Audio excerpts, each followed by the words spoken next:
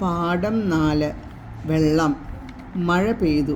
പുഴയും തോടും കിണറും വെള്ളം കൊണ്ട് നിറഞ്ഞു.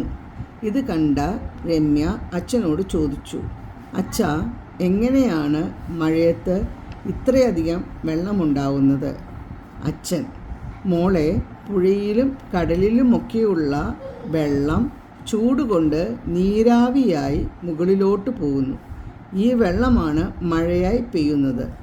രമ്യ, കിണറിലെ വെള്ളവും മഴവെള്ളമാണോ? അച്ഛൻ, അതെ, മഴവെള്ളം പുഴയിലൂടെ ഒഴുകി കടലിൽ ചെന്ന് ചേരുന്നു. കുറച്ച് വെള്ളം ഭൂമിയിൽ താണു പോകുന്നു. അതാണ് കിണർ വെള്ളമായി മാറുന്നത്. രമ്യ, കിണർ വെള്ളം ശുദ്ധമാണോ അച്ഛ? അച്ഛൻ, എല്ലാ കിണറിലെയും വെള്ളം ശുദ്ധമല്ല. കിണർ വെള്ളം തിളപ്പിച്ചു കുടിക്കുന്നതാണ് സുരക്ഷിതം.